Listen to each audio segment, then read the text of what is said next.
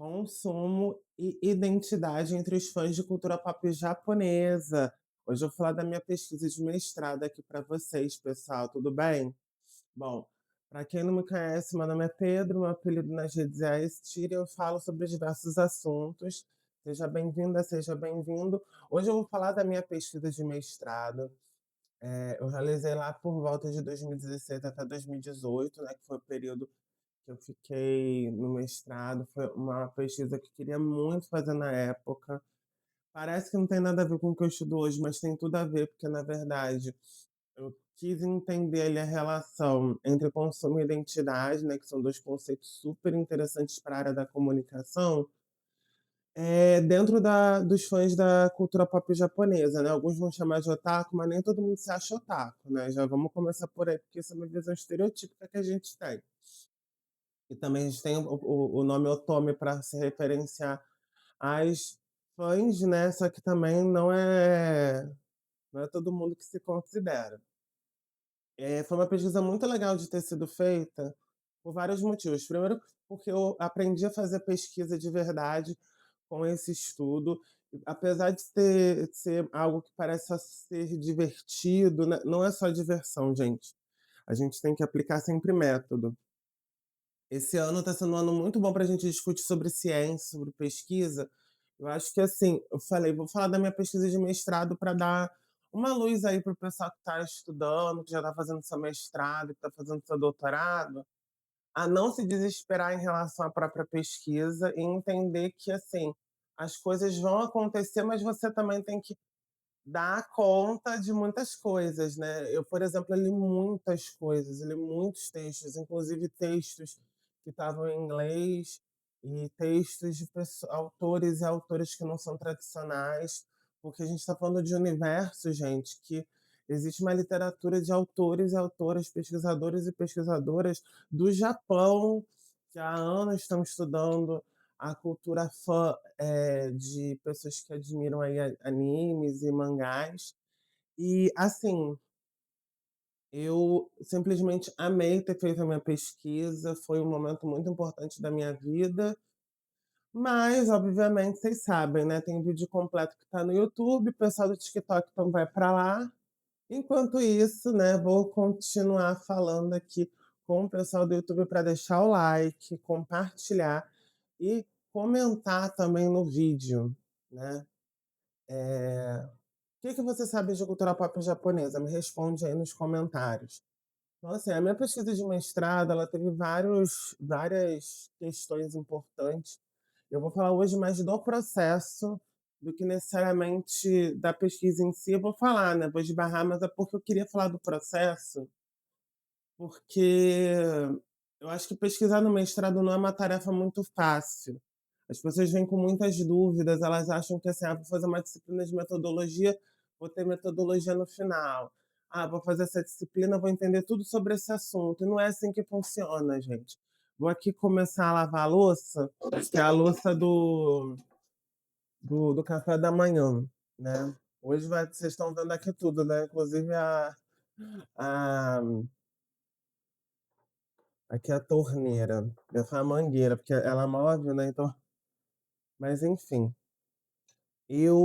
Quando eu entrei no mestrado, eu tinha passado direto da graduação, né, terminei em 2015, tentei no primeiro ano que eu poderia, né, tentar, e fui aprovado, né, fui reclassificado, né, acho que eu já contei para vocês, né, eu estava esperando, aí esperei, uma pessoa lá do mestrado desistiu, eu consegui pegar a vaga, né, da pessoa que tinha desistido, eu estava, né, na espera.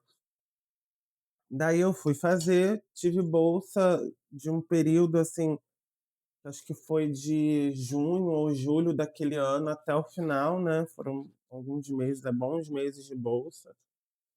E, assim, foi muito bacana e sensacional pesquisar fãs, porque era algo que eu gostava muito na época e também, assim, gostava de ponto de vista, pessoal e intelectual. E assim, eu gostava muito, assim, de me aprofundar na discussão da cultura fã, né. E aí tem uma coisa, gente, que eu sempre me questionei, porque eu queria entender por que que as pessoas, elas se ligam a produções, a produtos, que era algo que me chamava muita atenção na época, né.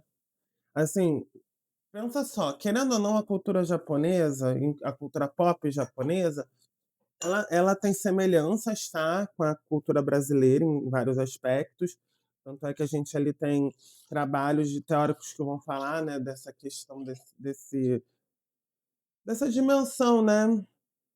Se eu não me engano, até o Arjun Padurai fala, né, Arjun Padurai fala sobre, essa dimensão, como, né, tem coisas ali sociais, midiáticas e culturais que vão ser semelhantes, a gente vai meio que pegar essas dimensões e vai aplicar, né, mesmo que às vezes a gente também cometa ali um etnocentrismo, né, a gente achar muito a partir da nossa cultura sobre a cultura dos outros, mas a gente consegue ver essas semelhanças, né, muito interessante. E aí, eu falei assim: "Ah, vou aqui estudar, vou tentar entender por que que a gente se liga tanto e tudo mais". Para minha surpresa, assim, fazer essa pesquisa foi um choque de realidade do que é fazer pesquisa, porque até então, gente, mesmo fazendo iniciação científica, mesmo fazendo tudo aquilo que eu fiz na graduação, a gente não aprende nada. Se eu falar para vocês que vocês aprendem, eu tô aqui vendo o tempo para, né, porque eu tenho que sempre ficar vendo o tempo do vídeo. Mesmo a gente com toda a experiência que a gente ganha com iniciação científica, não é a mesma coisa. Eu já adianto isso para vocês, já falei isso no vídeo lá sobre a graduação, né, e agora eu tô falando de novo, porque eu acho muito importante a gente, não esquecer que a iniciação científica você é como se fosse um assistente de pesquisa.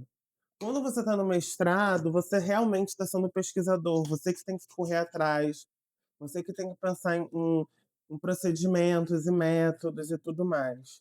E a gente chega, né, no mestrado com muita vontade de aprender, tanto é que assim, metodologia da pesquisa geralmente é uma disciplina que todo mestrado tem, e é geralmente no primeiro período do mestrado, justamente para os alunos e para as alunas aprenderem a fazer pesquisa, né.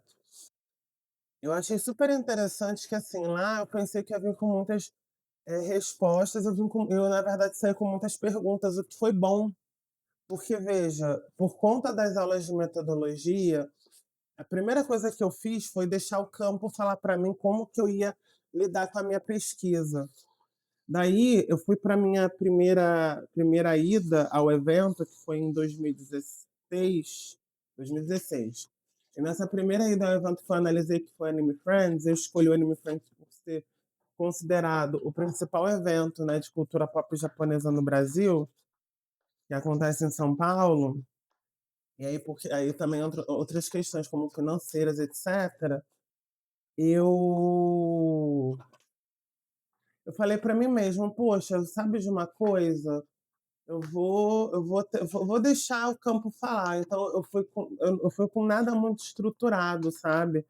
Eu vim para conhecer mesmo a visão das pessoas, eu fui saindo perguntando, né, tanto é que as figuras que eu entrevistei naquele primeiro momento, elas me serviram mais para entender como estava funcionando tudo, né, como que, estava se organizando aquela cultura, do que necessariamente já vir com respostas prontas, né, já do que eu imaginava. E foi muito legal porque realmente eu ter ido, eu tirei tanta dúvida, que quando você começa a estranhar as coisas e perguntar, você vai chegando a várias conclusões que você não estava esperando. Vou dar um exemplo para vocês. Tem uma questão ali que veio, né, com essa primeira ida, que foi a questão geracional.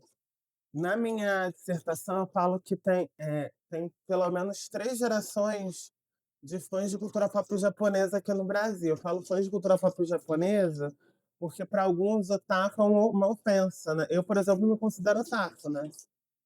Mas para algumas pessoas, ser otaku é uma ofensa, então elas evitam o uso da palavra otaku como sinônimo de cultura pop japonesa, o que é uma característica, por exemplo, da segunda e terceira geração, porque ali você tem uma questão, técnica em relação aos meios de consumo lá meios de comunicação, né, e o consumo desses meios de comunicação, porque a primeira geração está muito ligada à TV, a segunda está ligada à TV e internet, e a terceira geração que eu identifiquei está ligada completamente à internet.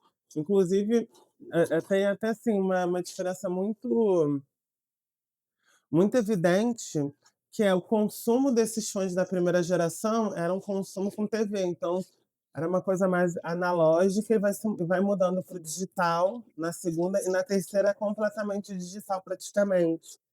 Eles não assistem mais os animes, de maneira analógica, então assim, acaba que uma questão, por exemplo, para a terceira geração, é ter qualidade de definição de imagem. Isso daí não é algo tão frequente nas respostas. Eu nem sei se eu coloquei exatamente assim na dissertação, porque, eu tive que fazer algumas edições sobre essa parte.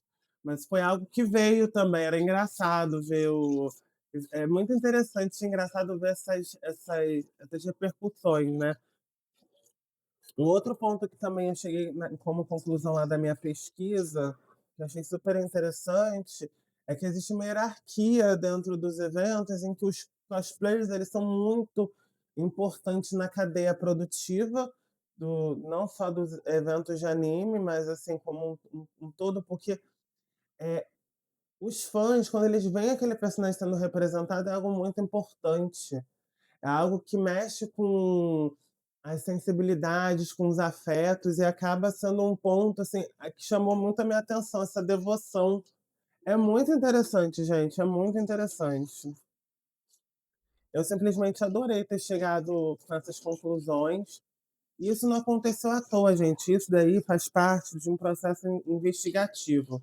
Agora eu vou dar aqui até uma pausa, vou secar aqui a minha mão. Porque, assim, tem um ponto que eu não consigo, abrir mão dessa discussão, que é o seguinte: a gente precisa também entender que no processo que a gente está lá investigando, a gente está fazendo uma pesquisa, a gente tem um para além daquilo que a gente lê, mas a gente tem que ler para entender. Então eu tive que ler, deixar o campo falar, ler mais. Novamente eu fui a campo no ano seguinte, que eu tive ali já entrevistas estruturadas com 6 figuras. Na verdade, foram 3 entrevistas estruturadas e 3 semi-estruturadas, que estava muito na observação participante, no diário de campo que eu tive. Eu fiz uma expressão etnográfica, foi bem bacana. E, por fim, ler de novo para chegar em mais pontos. Tanto é que, assim, eu acho que eu tive uns 3 ou 4 pontos na análise que foram muito importantes, que foram discussões que eu consegui contribuir para pensar essa relação entre identidade e consumo, que não é tão simples, sabe? Ela é muito complexa, ela envolve, inclusive, o poder econômico, ela envolve capital subcultural, que, na verdade, naquele contexto hoje eu nem diria mais subcultural, eu entenderia como capital cultural, né. "Ai, se você usa hashi é algo importante", sabe. E como que o próprio ambiente vai utilizar desses códigos para reforçar, né. Por exemplo, tem o crepe japonês. Na verdade, esse crepe japonês, ele não era tão japonês assim, ele era só um crepe com recheio doce, que é muito veiculado, né, como crepe japonês, mas ele é um crepe, esse japonês com uma personagem de anime, como eu até botei na minha dissertação, é só para dar um charme, né, assim, um charme que é para atrair o público, né. A gente tem que entender que existem lógicas ali de produção, de venda, de consumo, para a construção de identidades e algo que eu também acho muito importante, gente. Quando vocês vão pensar em entrevista, pensem também na importância de como você está coletando essas entrevistas e como que você está interpretando esses discursos. Eu fiz um capítulo metodológico só para explicar isso e acho super importante, porque a gente tem que levar em consideração esse ponto, que ele é essencial para todas as pesquisas, né. Mas, gente, é isso por hoje. A gente se vê numa próxima. Curta, compartilha, se inscreve no canal. Eu te vejo na próxima, tá? Até mais. Tchau, tchau.